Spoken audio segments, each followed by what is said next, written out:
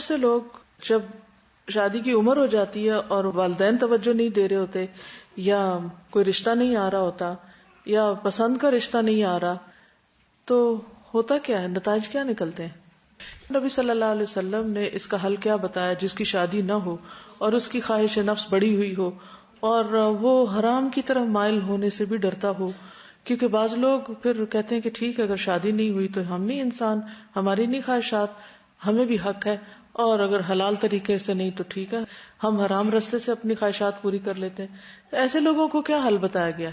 روزہ۔ تو ہر شخص اپنے بارے میں خوب جانتا ہے، کچھ چیزیں ایسی ہیں جو آپ کسی سے ذکر بھی نہیں کر سکتے کہ آپ کے اندر کیا طوفان مچا ہوا ہے، نہ آپ اپنی ماں کو بتا سکتے، نہ کسی دوست کو، نہ کسی کو بھی ذکر نہیں کر سکتے۔ ایک نیچرل چیز ہے نا، اللہ نے اندر رکھ دی ہے تو وہ سر اٹھائے گی۔ تو اس صورت میں پھر اس کا کیا حل یہ ہے کہ ہم ہر ایک سے انتقام لیتے رہیں، ماں باپ کے ساتھ بدتمیزی کریں کہ وہ شادی کیوں نہیں کر رہے، یا لوگوں کو برا بھلا کہیں کہ جو آ کے رشتہ دیکھ کے چلے جاتے ہیں اور کوئی فیصلہ نہیں کرتے۔ کس کو بلیم کریں؟